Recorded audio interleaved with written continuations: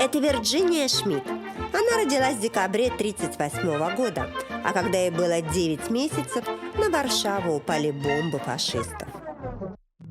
Первые воспоминания детства у Вирджинии из подвалов и чердаков, о холоде и постоянной необходимости бежать. Тогда маленькая девочка даже не могла подумать, что когда ей исполнится 58, и у нее будут уже свои дети и даже внуки, она вдруг встанет за диджейский пульт.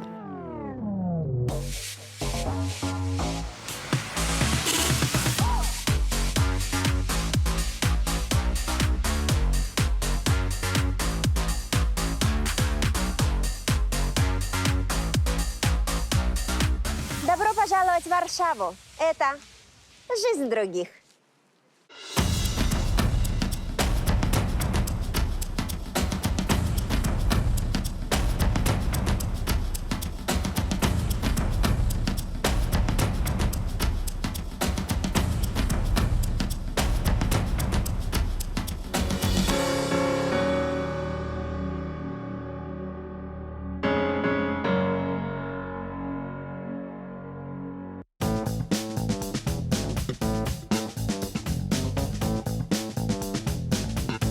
Польский язык кажется знакомым, но его нельзя понять.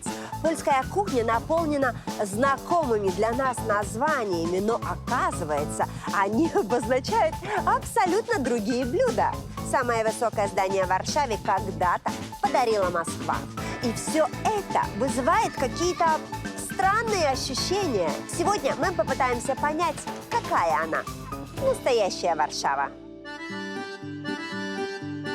Если бы я родилась в Варшаве, точно обожала бы польские яблоки. И, может быть, даже как Даниэль Рощик выращивала экологически чистые сады, чтобы за моими продуктами охотились лучшие рестораны Лондона и самые дорогие магазины Бельгии. Кроме яблок, растила бы еще и 5 детей, как Люцина и Альберт Гджегожек. Мы бы каждое воскресенье ходили в церковь, и если бы хотели отдохнуть, за малышами с удовольствием присмотрели бы бабушки и дедушки.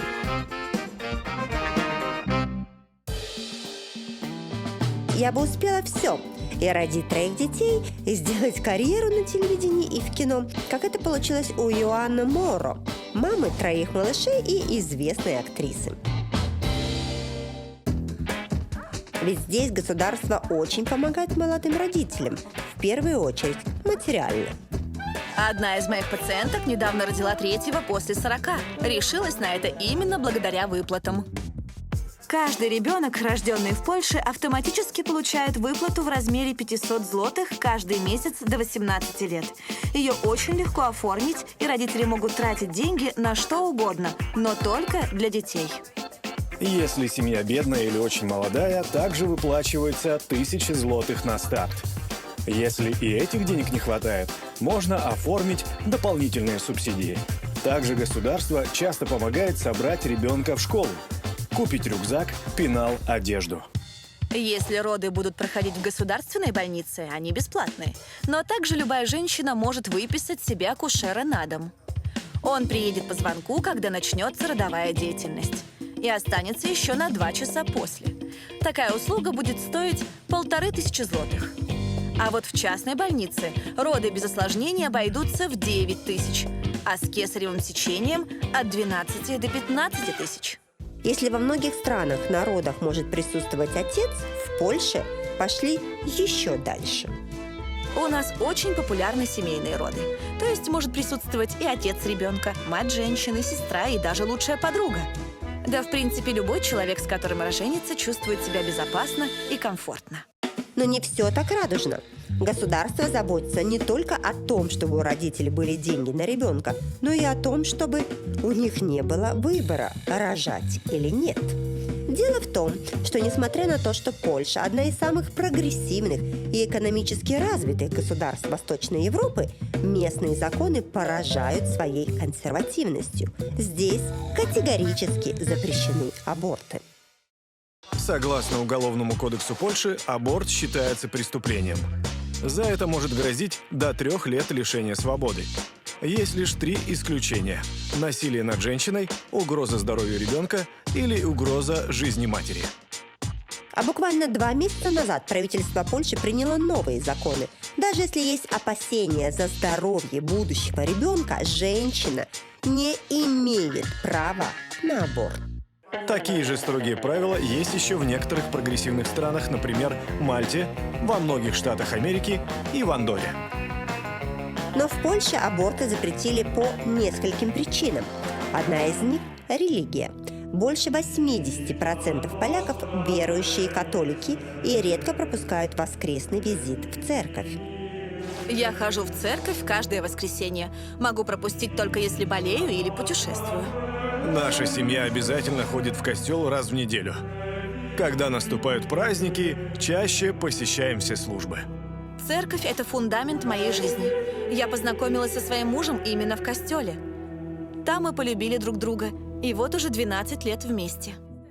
А вторая причина – то, что молодое поколение не хочет детей и заводит семью гораздо позже, чем раньше. Я выросла в семье, где было 4 детей, я и 3 сестры. Поэтому также всегда хотела большую семью. И сейчас у меня 5 детей. Типичная польская семья – это 2 плюс 2, то есть 2 родителей и 2 детей. Это считается семья мечты, как вырезка из глянцевого журнала. Мама и папа, и дети, мальчик и девочка. Хотя это уже как получится. Поэтому в то же время, как в Польше появился странный и пугающий абортивный туризм, когда женщины ездят в соседние страны, чтобы там легально сделать процедуру, часть полек поддерживают строгие законы. И в школе, и в обществе через телевидение нам рассказывают, что это грех, это грязь, нельзя этого делать. Но, если честно, мы живем точно так же, как все европейские молодые люди. Мы где-то посередине. Мы традиционно воспитаны, но мы понимаем, что всегда есть выход, и мы всегда можем выбирать. Я знаю, что в современном мире женщины хотят права выбирать. Но я могу объяснить и свою позицию. Я потеряла ребенка, когда ему было 13 недель. Для меня это был тяжелый удар. Я видела, что это уже был человек. Мы, современные люди, защищаем права животных, бедных, и это правильно. Но я считаю, что также мы должны защищать права детей на то, чтобы иметь шанс на жизнь. Но, как скажет любая мама, родить ребенка – это только начало. А проблемы начинаются потом. Чем больше детей в стране, тем больше должно быть школ и садиков. Система записи в государственные детские сады в Польше очень современная. Нужно зайти на специальный сайт, найти свой район, кликнуть на те сады, в которые ты хочешь записать своего ребенка, посмотреть количество свободных мест, в общем, найти контакты, и тогда можно зарегистрироваться. Если бы это пришлось сделать мне, мои дети бы никогда бы не ходили в детские сады, потому что, господи, я с этими технологиями никогда бы не разобралась. Чтобы попасть в садик, нужно набрать определенное количество пунктов. Сколько детей, какой доход семьи, как далеко вы от садика, где работаете и так далее. Раньше государственные садики в Польше принимали детей только с 3 лет. А если родители работали и нужно было отдавать ребенка в ясли, раньше приходилось платить за частные. Стоят частные садики от 300 до 900 злотых, плюс 7-10 злотых каждый день за еду. Сейчас же ситуация изменилась, и во многих государственных садиках принимают малышей от года, иногда и младше. Кстати, называются ясли на польском очень смешно для нашего уха – шлобики. В нашем садике обязательно изучается 3 языка на выбор. Это может быть и польский, и английский, и испанский, и китайский. Да, не удивляйтесь, это не какой-то особенный садик, в который едут со всех уголков Польши, чтобы дети учили китайский. В стране сейчас огромная мода на раннее изучение иностранных языков, и маленькие поляки очень часто учат японский с пеленок. А вот едят будущие полиглоты обычно свою родную польскую кухню. Практически все дошкольные заведения в Польше обслуживают специальные кейтеринг-компании. То есть еда не готовится в самом садике на кухне, а ее привозят ко времени обеда. Вот смотрите, как интересно. Когда приехала еда, готовят тарелки, вилки, ложки, и дети, у которых есть диета, подписывают тарелки. Вот Фредерик, 5,1. У него своя диета. Вот эта тарелка идет именно Фредерику, чтобы, не дай бог, не перепутать и не дать ребенку кусок вкусненького мяса, если он не ест. Ну, правильно же. Для садиков заказывать еду у кейтеринга более выгодно финансово. Мы даем им гарантию качественной еды. Ну, а что едят польские дети? И главное, в каких условиях это готовится? Я узнаю непосредственно у Роберта, шеф-повара кейтеринг-компании, которая обслуживает варшавские садики, школы и фирмы. Ой, мешайте, а то у вас тут уже булькает все. А мне интересно, вот садики, да, вот детские сады, которые заказывают у вас еду, у вас есть какие-то стандарты, которые отличаются, например, от кейтеринга вот для взрослых людей и для детского сада? Ну, конечно. Дети – это другая возрастная группа, и им нужно гораздо меньше калорий. А так как они растут, им необходимо много молочных продуктов, чтобы обеспечить организм белком, кальцием.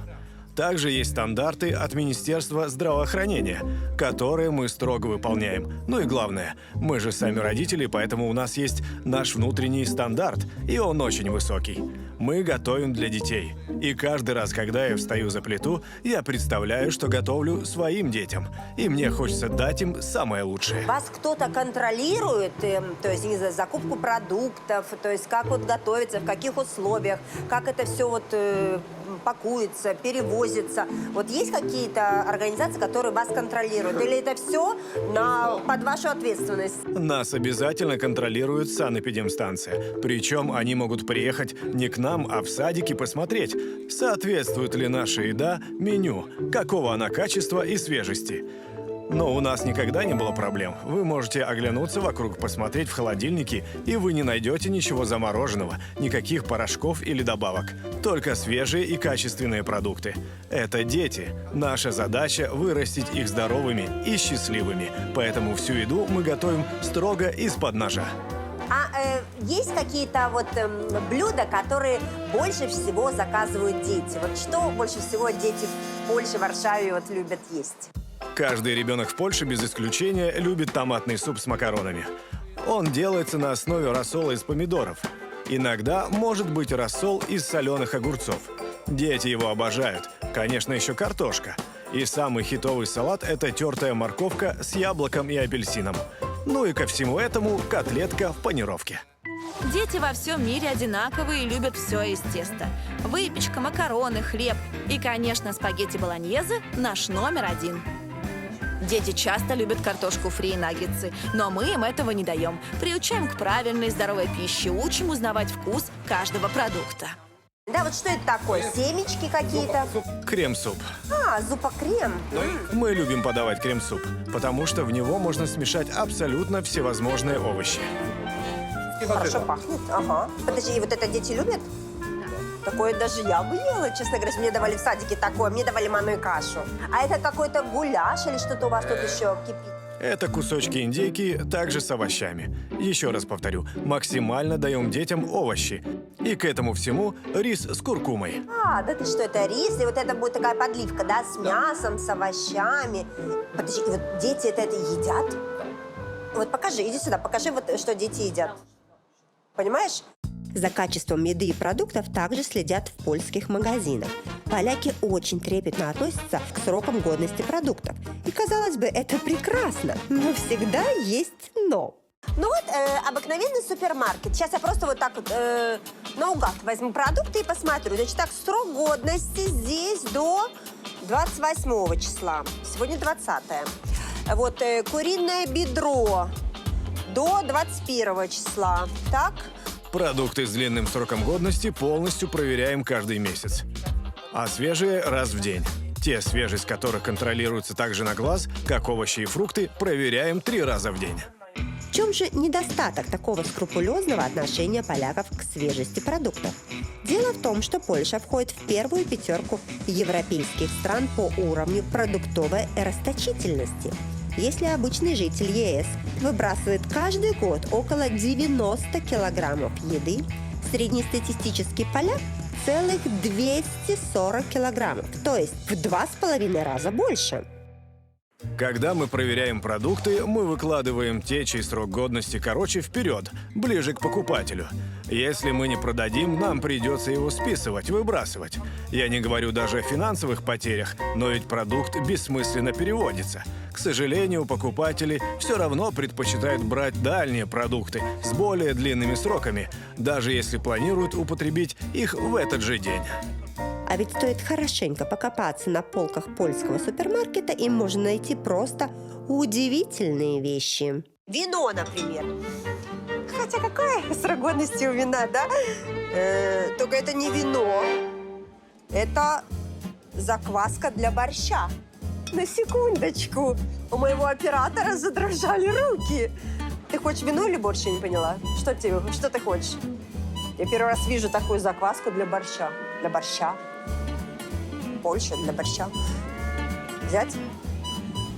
Ладно, не буду. Борщ я не буду сейчас готовить. Но вот так тут очень следят за сроком годности. Но борщ меня поразил больше всего. Такую закваску в бутылках или пакетах часто покупает молодежь, когда у них нет возможности или времени готовить самим. А еще часто ее покупают те, кто уезжает учиться или работать за границу, чтобы увезти хотя бы вкус любимой страны с собой. Вообще поляки очень патриотичны. Даже в еде любимые блюда у всех, без исключения из местной кухни. Я обожаю бигас. Это блюдо из тушеной капусты с копчеными колбасками. Особенно тот, который готовит моя свекровь. Просто 6 баллов из 5. Однозначно вареники. Вареники, особенно с мясом. Отбивная с капустой и картошкой. Бигас, отбивная и салат из свеклы. Польская кухня очень разнообразная, вкусная, достаточно сытная и жирная. Тут очень популярны такие местные блюда, как борщ, вареники, голубцы, блинчики. Вы в шоке? Вы не знали, что это польские блюда национальные? Я тоже. Поэтому сейчас мы во всем этом и разберемся. Наша кухня стала такой, как она есть, из-за того, что Польшу постоянно пытались завоевать. Через нашу страну проходили армии, а за ними шли их полевые кухни. Армии ушли, а блюда остались. Хотя многие названия кажутся нам знакомыми, они могут означать совсем другие блюда. Мы делаем красный борщ так. Вначале готовим закваску из свеклы. Заливаем свеклу горячей водой и настаиваем. Вторая разница – мы в Польше готовим овощи вместе. Долго варим, но отдельно от свеклы, и затем добавляем в закваску. А вы обычно добавляете овощи в кипящий навар из свеклы. Также простой польский борщ – это когда свекольной закваской заливают маленькие пельмени, колдуны или пельмени с грибами ушки. Подают здесь к борщу не хлеб, а пирожки с картофелем. А вот вареники в Польше называют пирогами, вернее, пирогами. И обязательно жарят. И хотя вряд ли где-то в России вы найдете вареники с начинкой из творога и картошки, в Польше такой вид называют русскими пирогами. Под пугающим названием «серник» прячется сладкая творожная запеканка, а зразами называют не картофельные котлеты, а мясные отбивные. Уникальность Польши в том, что мы входим в те 10% планеты, где есть 4 ярко выраженных времени года. Поэтому природа дает нам уникальный набор продуктов. Когда я открывал свой первый ресторан, мой отец дал мне прекрасный совет. Всегда готовь из тех продуктов, которые выросли в радиусе 20 километров от тебя. А продукт, который можно найти в радиусе даже 5 километров от абсолютно каждого поляка, это яблоко. Польша 4-я в мире по экспорту яблок. Здесь огромное количество сортов. Только самых популярных 19 на любой вкус и время года. Но самыми популярными в последнее время стали эко-яблоки, выращенные в Польше. В Европе Польша называют страной-садом. Тут выращивают более 1 миллиона тонн яблок в год. Вы представляете? Ну и что, скажете вы? У нас тоже яблоки растут, и яблоки ничего тут особенного нет. Но почему именно польские яблоки так любят во всей Европе, покупают? Мне интересно это узнать. Чем это они отличаются от остальных? И расскажет об этом владелец эко-сада возле Варшавы Даниэль. Когда черешню срываешь, и три, мне в детстве говорили, что это к любви, тебя будет сильно любить. Ну все, муженек попался. Слушай, так нет, серьезно, а почему яблоки в Польше так популярны? Чем они вкуснее, чем яблоки в других странах? Я не понимаю. Так сложилось, что наша страна – это аграрный рай. Мы всегда выращиваем прекрасные овощи и фрукты, особенно фрукты. Мы умеем это делать. Фруктовые деревья были в каждом дворе. И сейчас в глобальном мире это стало бизнесом, часто выгодным, в котором нам помогает государство. Также экологически чистым садам помогает Европейский Союз. А сколько у вас тут деревьев? В обычном саду где-то от 2 до 5 тысяч деревьев на гектар. Но у нас экологическое производство, поэтому по правилам деревьев должно быть меньше. У нас 1000 деревьев на гектар, и у нас 3 гектара. Только ты собирай, а то я-то собираю, знаешь, и все. А сколько у вас тут человек вот работает, кроме меня? Я и моя жена. Ты шутишь? Ты вот приходишь так вот с ведром, и вот так вот стоишь и собираешь? Да, мы их собираем, осторожно срываем каждое яблоко, осматриваем его, расфасовываем по коробкам и готовим к продаже или переработке. Если не было какого-то града, торнадо, заморозков или прочей беды, хорошо прошло опыление, тогда урожай будет около 300-400 тонн яблок с гектара. Я хочу тебе сказать, вот честно говоря, я только что поняла, что я первый раз в жизни собираю яблоки. Было... я Светка. Извини, пожалуйста, я тебе дерево тут тебе... Господи. Огромное количество молодых поляков выбирают именно аграрные университеты. Считается, что здесь самые молодые фермеры в Европе. 15% из них еще нет и 35. Молодежь учится в Польше, работает в Польше и здесь же начинает свой бизнес или продолжает дело родителей. В нашем университете есть 2 категории стипендий. Первая – это социальная. Если у студента сложная финансовая ситуация, его заявление рассматривает специальная комиссия вуза и выделяет ему материальную помощь на год.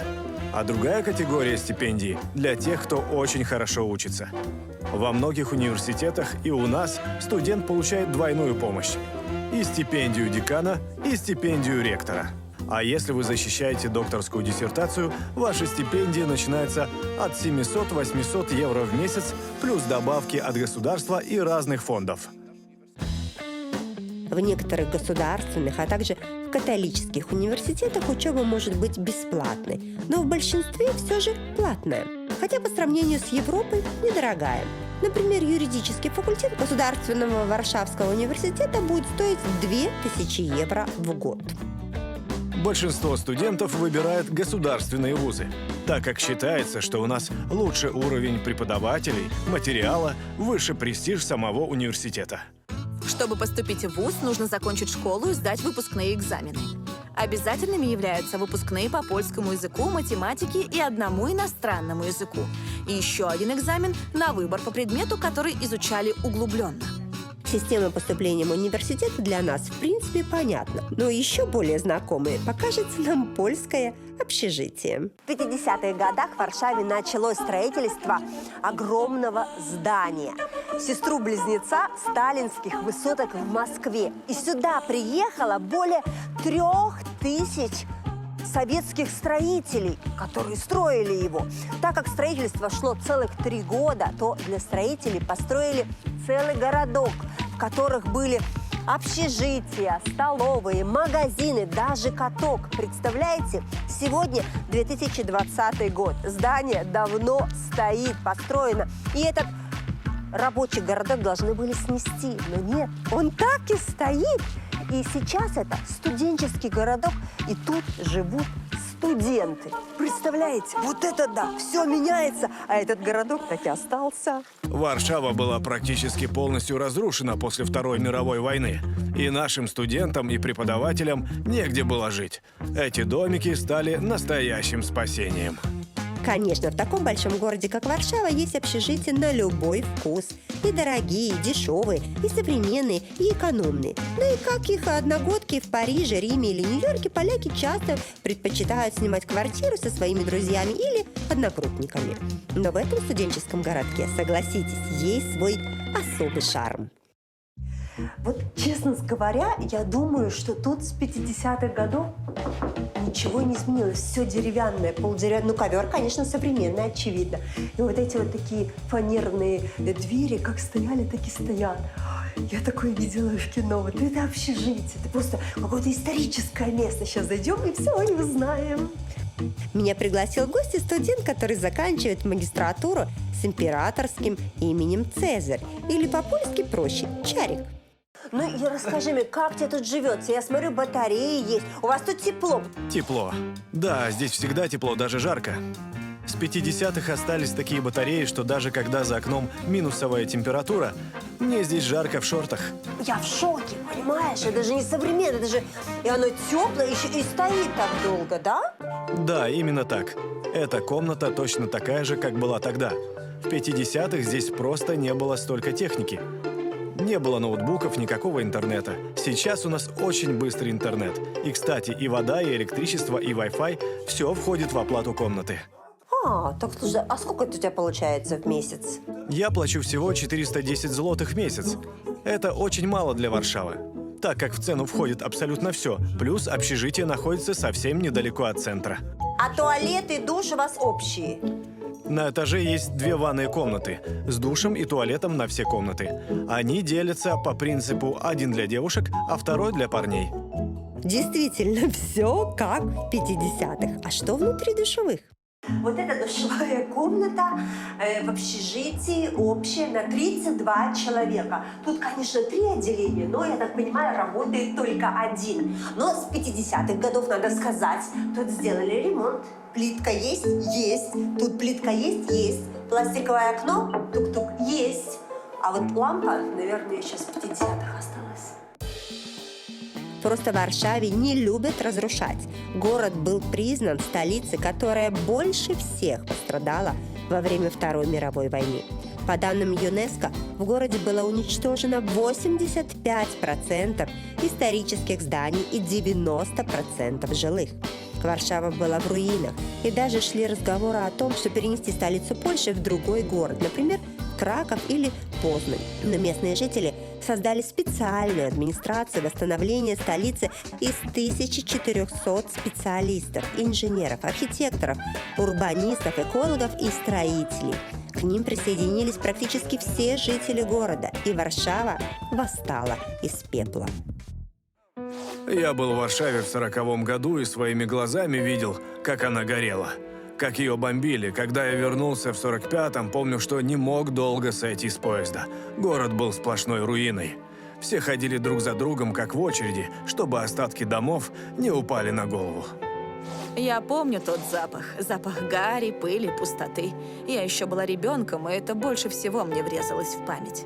А вот мой муж в 50-х уже был студентом, и он непосредственно участвовал в реконструкции города. Все молодые люди собирались бригадами и все свободное время посвящали стройке.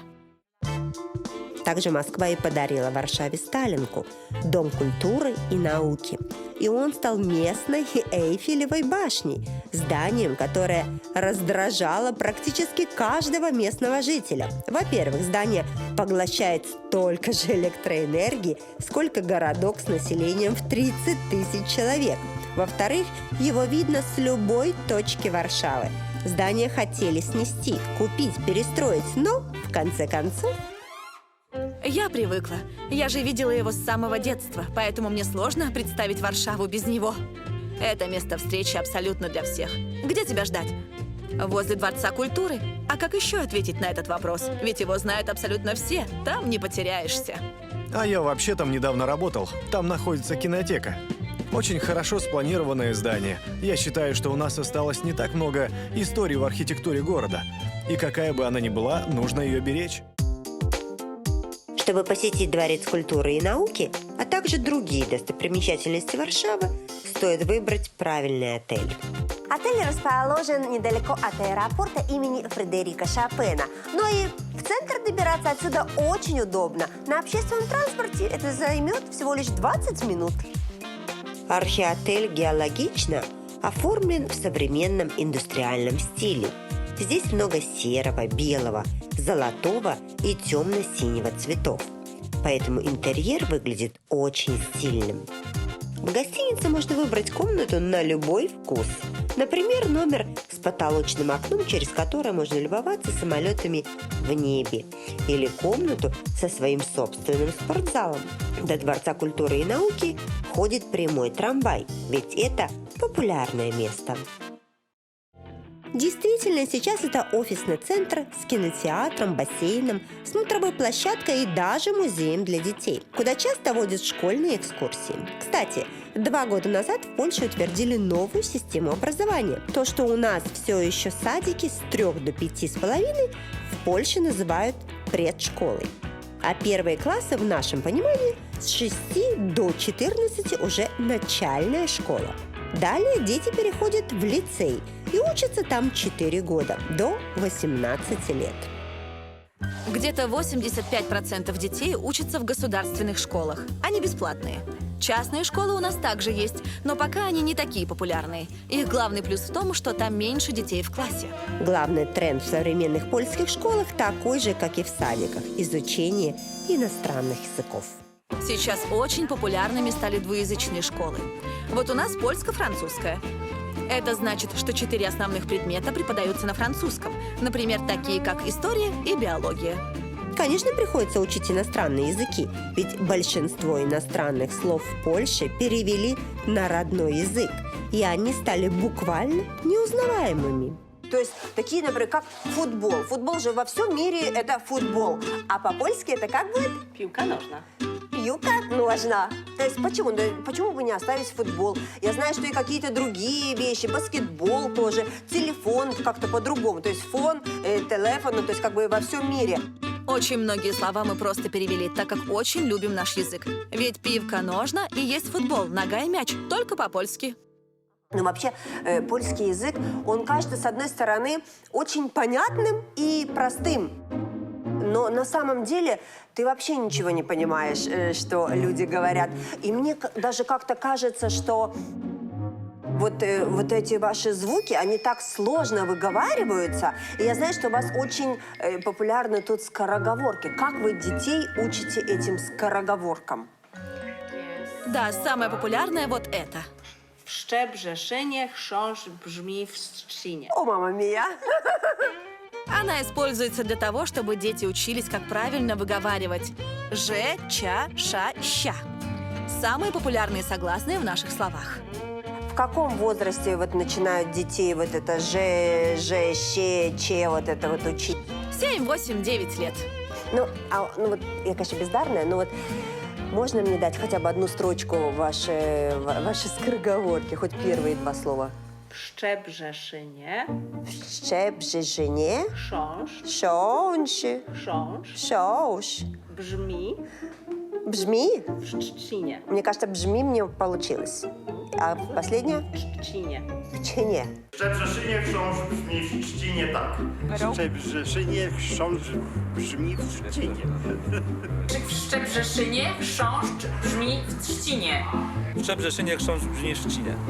Это есть такой город – Шебжешин. И скороговорка о том, что майский жук жужжит в тростнике в этом городе. И вот там даже поставили памятник этому жуку из стишка и сделали целый музей, очень популярный среди детей. Хорошо, можете сказать, корабли лавировали, да не вы лавировали? А? Корабли лавировали. Лавировали. На этом закончился курс русского языка. Я все поняла. То есть, мне кажется, я по-польски быстрее на бжешь. Szczebrzeszynie chrząszcz brzmi w trzcinie.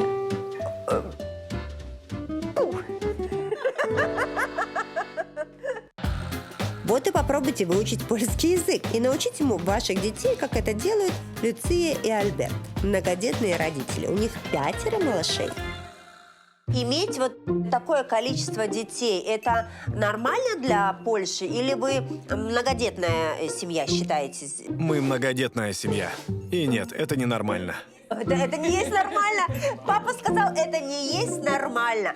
Кстати, каково быть главой семейства вот такого вот огромного? То есть вы приходите с работы, и тут вот 5 человек, включая с женой, на вас набрасывается.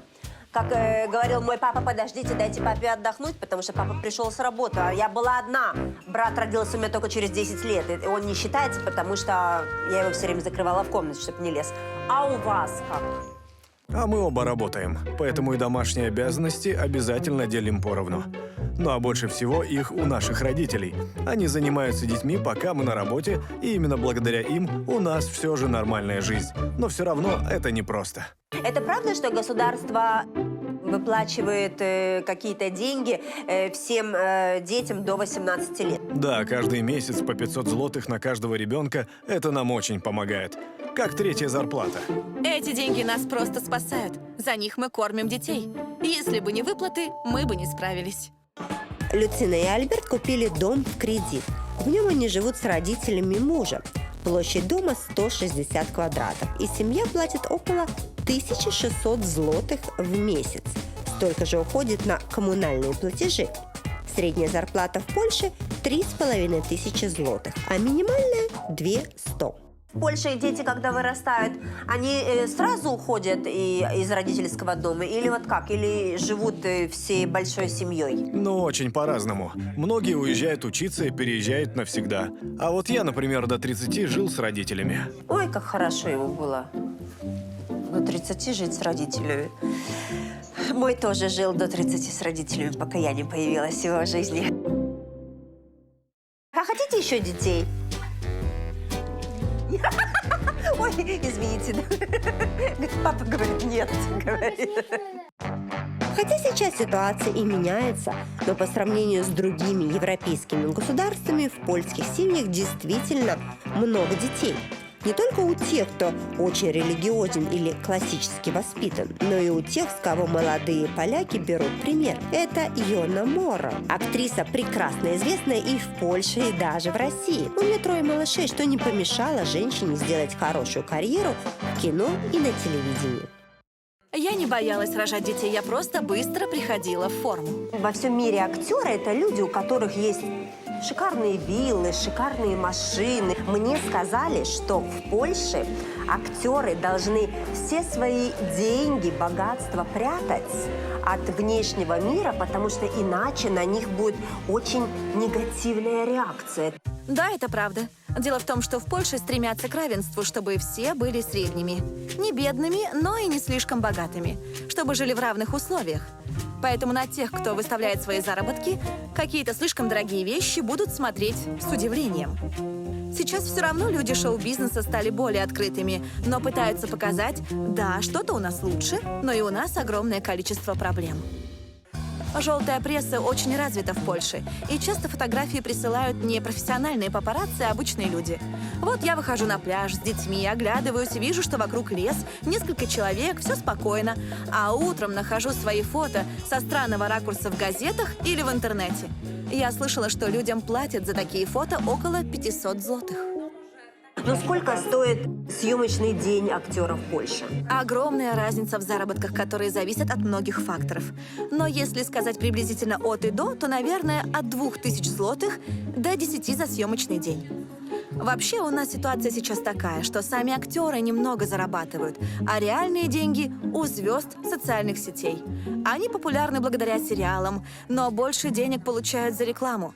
Большинство из них даже никогда и не были в театральной школе. Многие из наших профессиональных актеров хотят уехать работать в Россию, там платят больше. Единственное, что в Польше нам платят роялти. То есть каждый раз, когда серию опять показывают в повторе по телевизору, мы получаем процент. А в России платят один раз, но большой гонорар. Йона стала знаменитой в молодости, как и большинство звезд шоу-бизнеса. А вот к Вирджинии Шмидт слава пришла на 58-м году жизни. Сейчас бабушке-диджею 82. И хоть она на пенсии, а работать продолжает.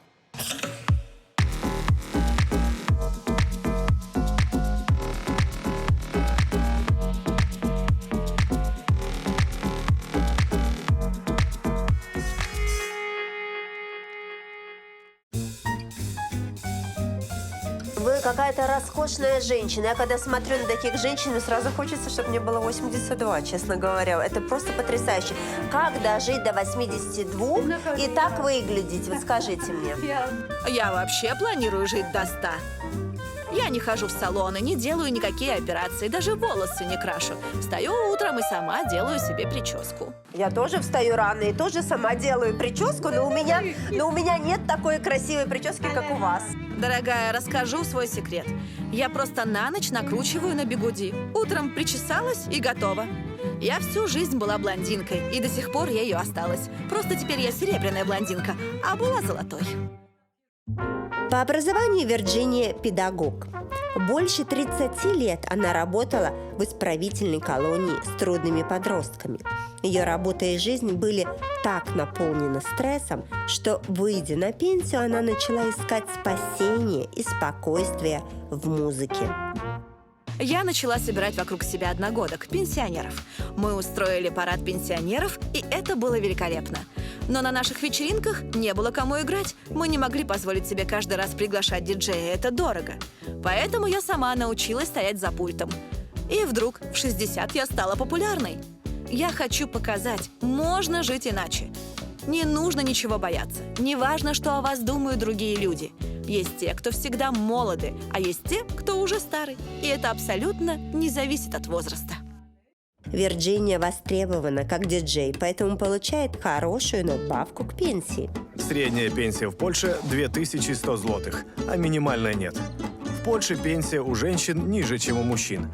Ведь женщины живут гораздо дольше, поэтому и пенсию им нужно будет платить дольше. Действительно, в Польше значительно увеличилась продолжительность жизни. В середине прошлого века она достигала всего лишь 62 лет для женщин, а сейчас в среднем польки живут до 80.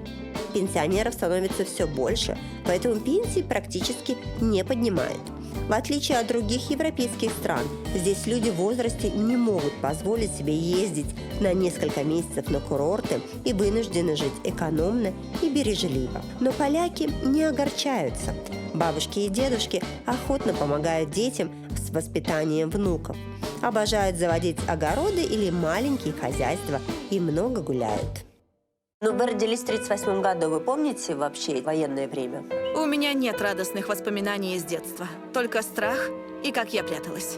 Первые осознанные кусочки я в подвале, на чердаке, за шкафом, стараюсь дышать как можно тише. Поэтому я никогда не хотела жить так. Мне нравится современное общество, толерантность, уважение друг к другу, мир. Сейчас дети живут быстро, хорошо, они стараются рано стать самостоятельными, они могут много путешествовать. И я считаю, что мы должны им это позволять. Отпустить их и заняться своей жизнью, наполнить ее до максимума, использовать каждую возможность, наслаждаться каждой секундой. Иначе не только ваши дети будут несчастны, но и вы останетесь старыми, больными и одинокими.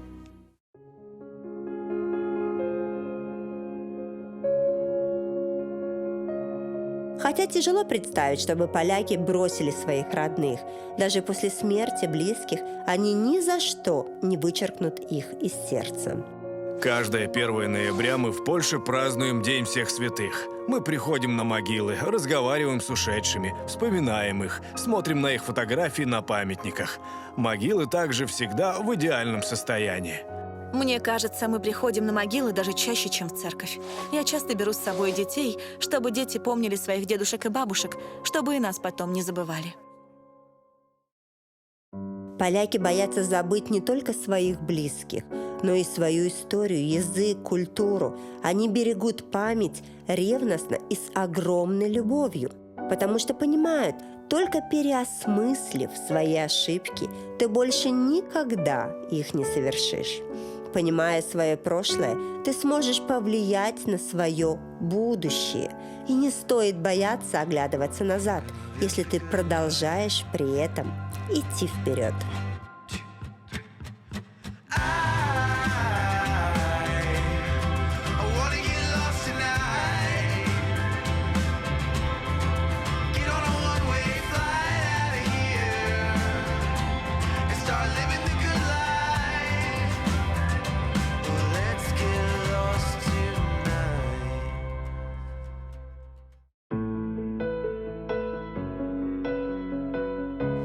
Особенность поляков в том, что они очень любят и всегда помнят свою историю.